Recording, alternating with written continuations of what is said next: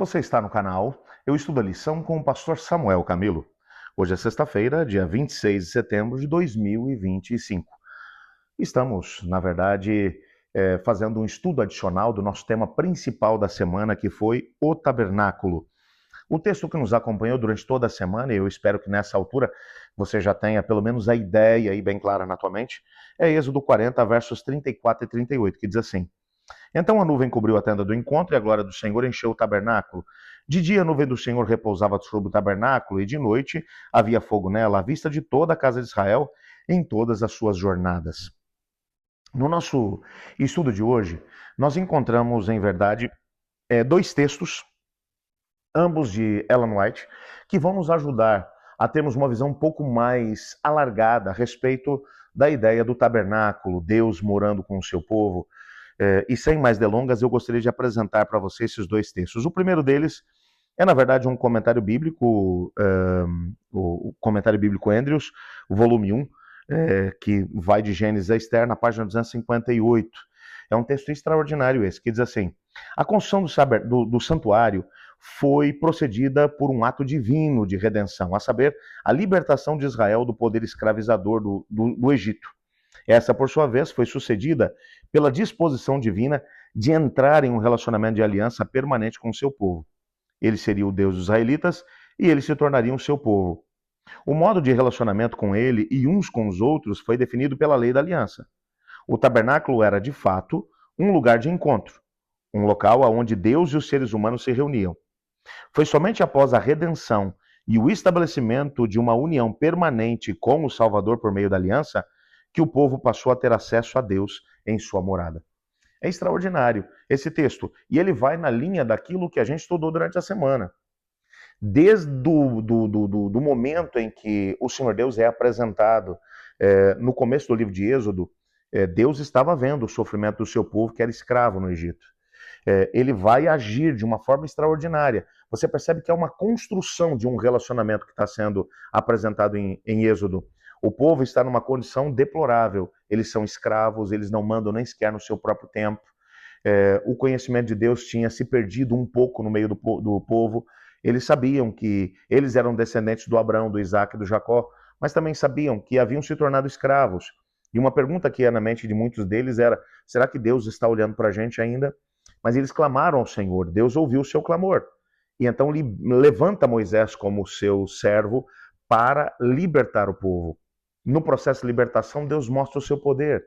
Ele envia sinais sobre o Egito, destrói a nação mais poderosa da época. Ele abre o Mar Vermelho para o povo passar em seco. Quando eles têm fome, Deus envia o maná. Quando eles têm sede, Deus manda água a partir da rocha. As roupas deles não envelheceram naquele período, até que eles chegam até o Monte Sinai, aonde o Senhor Deus vai dar a eles juízos, vai dar leis, vai transformá-los de um grupo de escravos, agora numa nação bem estabelecida. Mas não era só isso que Deus queria com eles. Haviam outras nações bem constituídas na época. Quando olhamos, por exemplo, para o Código de Hammurabi, que era daquela região da Mesopotâmia, hoje é onde se encontra o atual Iraque. Você percebe que haviam códigos e leis muito interessantes para aquele período.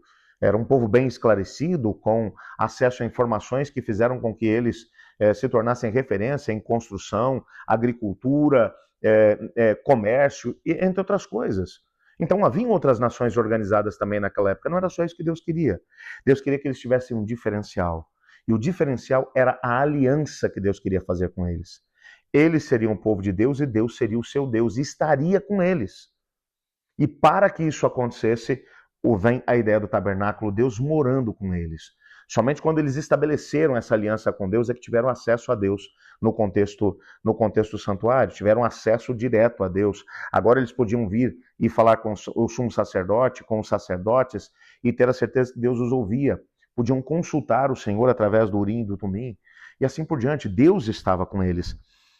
No livro Patriarcas e Profetas, na página 304, Ellen White vai na mesma linha, e ela vai dizer o seguinte: no serviço do tabernáculo e do templo, que mais tarde tomou o seu lugar, o povo era ensinado todos os dias a respeito das grandes verdades relacionadas à morte de Cristo e ao seu ministério. E uma vez por ano, A mente de todos era transportada para os acontecimentos finais do grande conflito entre Cristo e Satanás e para a purificação final do universo, tanto do pecado quanto dos pecadores. Interessantíssimo esse texto. Nesse texto a gente tem a oportunidade de perceber que o Senhor Deus, ele não apenas deu a eles a oportunidade de se tornar uma grande nação, mas deu a eles conhecimento para que pudessem não apenas escapar do pecado, mas para que vivessem em harmonia com Deus e tivessem uma visão do final. Qual será o grande final? No dia da expiação, 2 bodes eram trazidos diante do Senhor. Eram lançados sortes sobre os bodes. Um era para o Senhor e o outro era para Azazel. O bode para o Senhor era sacrificado e o seu sangue era levado para dentro do lugar santíssimo. Simbolicamente, todos os pecados eram eliminados do santuário. Cada sacrifício diário que acontecia era uma promessa de perdão. Mas no dia da expiação, o perdão efetivamente acontecia. Agora, nessa perspectiva, o que ia ter lugar? Bom, o que aconteceria seria que as pessoas teriam agora a oportunidade, no dia da expiação, de ter uma visão de como o pecado terminaria. O bode para Azazel era trazido de volta, e agora os pecados eram também confessados sobre aquele bode, e ele levava a culpa do povo até o deserto.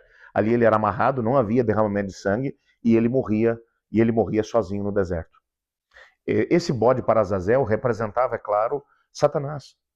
Uma parte de cada pecado que cometemos tem a participação dele.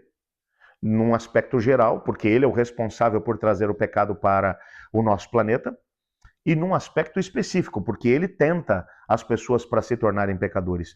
No final, Satanás terá que pagar por sua culpa e, ao mesmo tempo, pela parte da culpa que lhe cabe no pecado de cada pessoa que foi realizada aqui na Terra. Portanto, a Bíblia demonstra que, no final, o mal será destruído. E então o Senhor Deus criará um novo céu e uma nova terra, nos quais habita a justiça. Eu quero orar agradecendo a Deus pelas orientações que Ele deixou em sua palavra, para sabermos o que é que vai acontecer no futuro, como a história de pecado vai terminar. Você não quer se unir a mim nessa prece? Obrigado, Pai, por tua palavra, por sabermos que o Senhor nos ama, tem projetos, planos e sonhos para a nossa vida. Nos colocamos em tuas mãos e pedimos que nos abençoe poderosamente, pois é em nome de Jesus que nós oramos. Amém. Não vá embora ainda. Quero te agradecer por estudar conosco todo esse trimestre sobre o livro de Êxodo. E, aliás, amanhã a gente já começa um novo estudo. Dá uma olhadinha, lições de fé no livro de Josué. Uma lição novinha em folha. Ó, cheirinho de novo aqui ainda, ó. A partir de amanhã nós vamos começar a estudar essa nova lição com uma nova temática, mas ao mesmo tempo veremos a fé sendo manifestada através da conquista da terra de Canaã. Vai valer a pena. Obrigado por ter estudado conosco esse trimestre. Eu acredito que você deve ter sido abençoado. Eu particularmente fui e creio que amanhã nós seremos abençoados juntos quando começarmos essa nova temática. Mas, por favor, não se esqueça de se inscrever no canal, não se esqueça de deixar o seu like, de compartilhar o vídeo com as suas redes sociais e, ao mesmo tempo, envia para cá o seu comentário, o seu pedido de oração, para a gente poder estar orando junto. Afinal de contas, por 3 meses eu disse a mesma coisa e vou terminar dizendo a mesma, te desafiando, aliás, a fazer a mesma coisa comigo. Eu estudo a lição. E você?